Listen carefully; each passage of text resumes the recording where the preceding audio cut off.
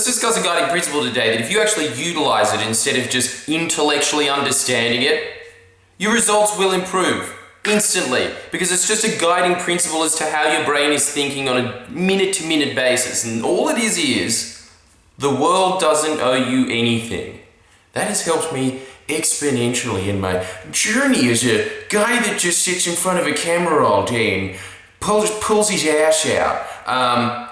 And pretty much, the reason why it's helped so much is because you see that there's a lot of people in life, especially in the Western world, right? So much entitlement, so much victim mentality of, I can't get anywhere because I'm a woman, even though there's all these things set in place now to put me over men in the workplace. I'm a victim. No, it's because you think you're a victim, and the reason that that's really, really detrimental, not just to everybody else, but to you, is because it stops you from looking at the opportunities in life that are in front of you. Your brain starts blocking them out. This is some scary shit. If you don't think about the world as a way of like, I'm really grateful for any little advancement that I get in life, you start to take it for, okay, let's think about it this way.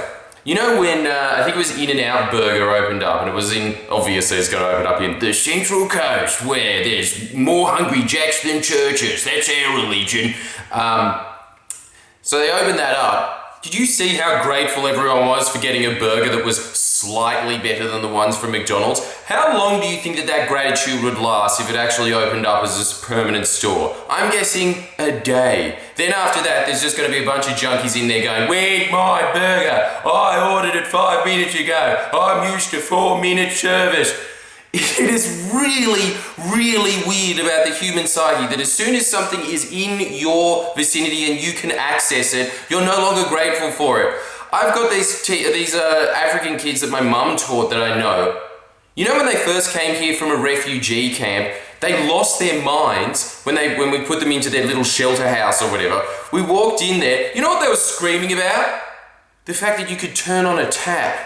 It was like fucking Castaway.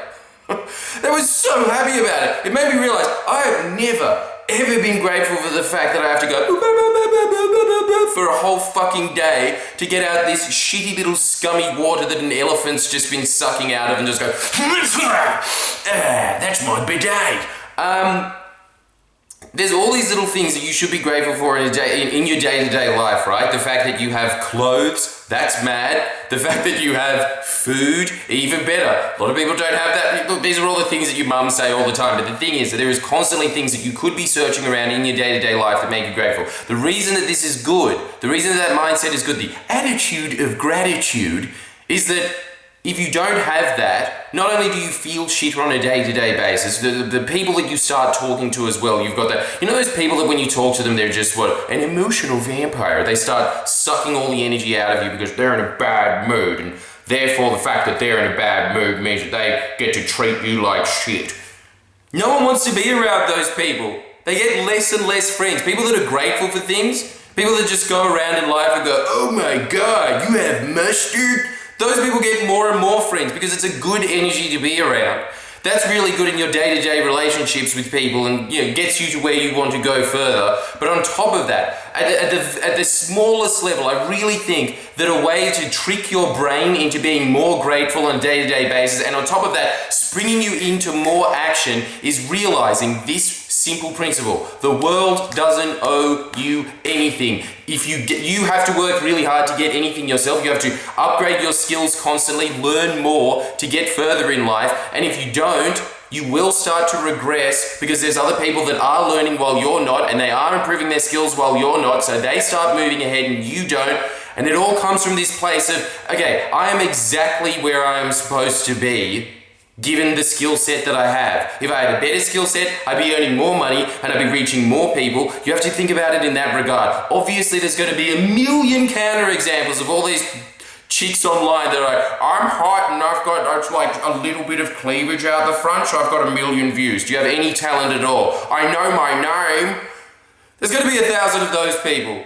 Sorry, there's 1 million of those people. Yeah, there's some lucky people that fall through the cracks of the Matrix and they wean their way out. You've all seen the Animatrix. There's 1 million ways to get out of it. That's what we're in, people. The Animatrix. Imagine if that was Alex Jones's entire guiding principle. I saw the little shitty knockoff DVD of the Matrix franchise, and let me tell you, that is how I see the world now. I really think I'm that black runner that ran too fast and got out of the Matrix. That's me, baby, the fat Texan guy. Alright. The world doesn't owe you shit. Remember that. Because it makes you instantly great. On top of the fact that it keeps reminding you that the reason you're not where you want to be is your fault. It is entirely up to you, which is a much more empowering mindset to be in than somebody who sits there and goes, I can't do anything, I'm a victim. What are you talking about? You live in the developed world. You're not a fucking victim. You know who is a victim? North Korean orphans. If you're doing better than that, so even Ugandan orphans, shut the fuck up, go steal someone else's rice, and get ahead in life, damn it! Unless you're a North Korean orphan, you got nothing to complain about. Even as a human being, a North Korean orphan is doing way better than a pig in a slaughterhouse. There are so many people that actually are, and beings, right, that actually are victims. You, my fucking Australian friend, are not. When I'm complaining, everybody's going to go back and say, yeah, well, what about your entire French geography? All you do is complain. Yeah, but that's coming from a place of, like a Choice magazine thing of, yeah, look, my life is going to be good regardless because I know the principles of self-help, but I want other people to have a better life, and I know that if we change the government, it will be a better thing. Basically what I am is a Choice magazine with a bunch of shitty wigs. That's it. I'm really grateful that the worst thing that can happen to me on a day-to-day basis is the LNP gets in Queensland. That is a brilliant problem to have in life. So, honestly, it does come from this position. The fact that I've really honed into my consciousness that the world doesn't owe me anything. Every little subscriber that I get, that is a bonus. Everyone who gives me Patreon, so thankful for that so I can pay my staff for it. People that go to my shows to buy tickets, thankful for every single human being that is there. I take none of it for granted. I wake up every morning, admittedly in a haze of fear, just be like, fuck, I'm not going to do it. Then I train myself mechanically to go, no, you're doing great. Steer the course, my man. Because this mindset has got me way ahead of most of the people in my high school when I look back at it. I went to a school of performing arts kids. None of them are doing what they want to do in life. They're all just, I'm an insurance salesman now. How many drinks have you drunk today? It's 11. You've drunk 11 drinks and it's 4 p.m. Yeah. I thought I'd cut it back for today because I don't want to embarrass myself. There's a lot of people that are alcoholics now because they hate their life. Again, the world doesn't owe you anything. Remember that. And then, because it keeps going in your mind over and over again, it keeps you extremely humble. It makes you extremely grateful. That is a key to success. I'll see you next week.